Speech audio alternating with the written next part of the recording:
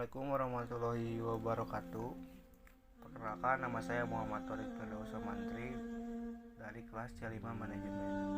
Video ini dibuat untuk memenuhi tugas evaluasi tengah semester pada mata kuliah Pendidikan Agama Islam.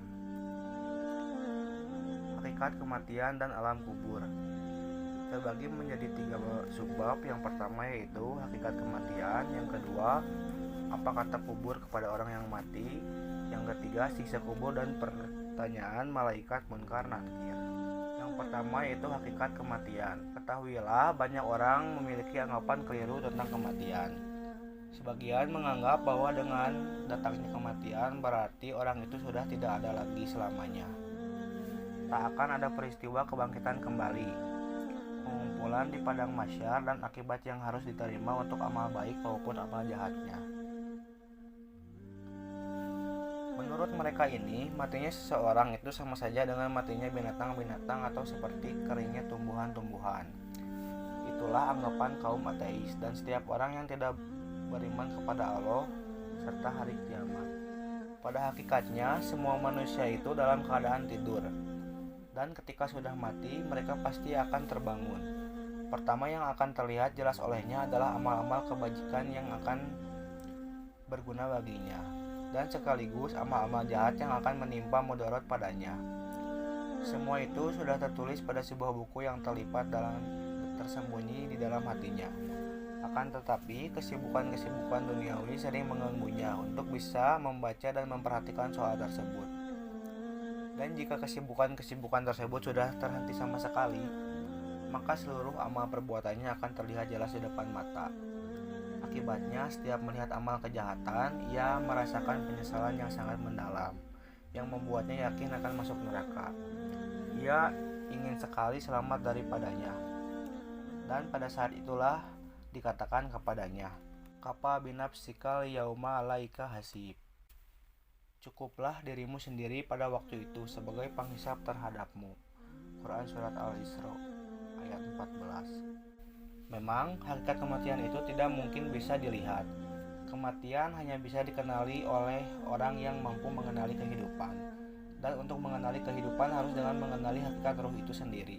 Ketika ditanya soal ruh, Rasulullah SAW hanya diizinkan oleh Allah Subhanahu wa Ta'ala untuk menjawabnya dengan kalimat, "Ruh adalah termasuk urusan Tuhanku." Hadis riwayat Bukhari dan Muslim. Beberapa ayat Al-Quran dan hadis Nabi SAW menunjukkan bahwa kematian hanyalah kata lain dari lenyapnya ruh dan perasaan dari ruh. Misalnya, ayat yang menyinggung orang-orang yang mati syahid. Allah Subhanahu wa Ta'ala berfirman, "Wala tahsabanal ladzina qutilu fi sabilillahi amwata bal ahyaun inda rabbihim yurzaqun." Farihin. Janganlah kamu mengira bahwa orang-orang yang gugur di jalan Allah itu mati. Bahkan mereka itu hidup di sisi Tuhannya dengan mendapat rezeki. Mereka dalam keadaan gembira. Quran Surat Al-Imran ayat 169 dan 170. Yang kedua, ada apa kata kubur kepada orang yang mati. Orang-orang yang sudah mati itu kadang berbicara dengan bahasa lisan dan kadang dengan bahasa sikap.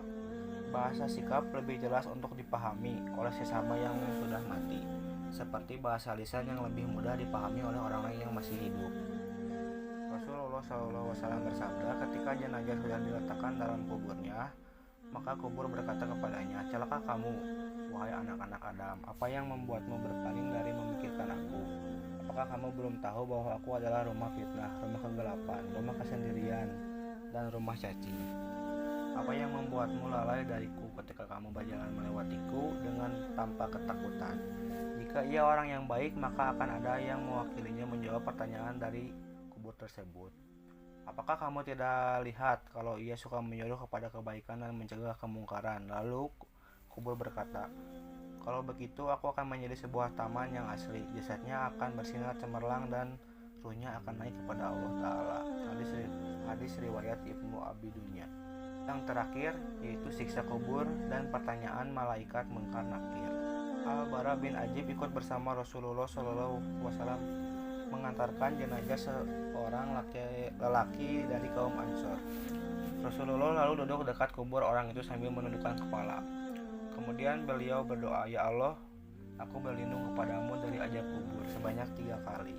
Selanjutnya beliau bersabda, "Sesungguhnya ketika seorang mukmin hendak berangkat ke akhirat, Allah mengutus kepadanya malaikat-malaikat dengan wajah laksana matahari. Mereka membawa kain kafan dan minyak wangi. Kemudian mereka duduk sejauh pandangan orang mukmin itu. Dan pada saat ruhnya keluar, berdoalah seluruh malaikat yang ada di langit dan di bumi. Kemudian pintu-pintu langit dibuka dan setiap pintu tersebut seakan-akan senang menyambutnya. Ketika orang mukmin itu dinaikkan bersama dengan ruhnya, maka dikatakan, 'Wahai Tuhan, inilah hamba-Mu si fulan.' Akan tetapi Allah Ta'ala berfirman, 'Kembalikanlah ia dan perlihatkan kepadanya kemuliaan yang telah aku persiapkan untuknya, karena aku memang telah menjanjikannya.' Khalaqnakum wa fiha nu'idukum wa minha nujridukum taratan. Dari bumi atau tanah itulah kami menjadikan kamu, dan kepadanya kami akan mengembalikan kamu, dan daripadanya kami akan mengeluarkan kamu pada kali yang lain." Mungkin sekian dari saya. Mohon maaf bila ada kesalahan. Wabillahi taufiq wal hidayah. Wassalamualaikum warahmatullahi wabarakatuh.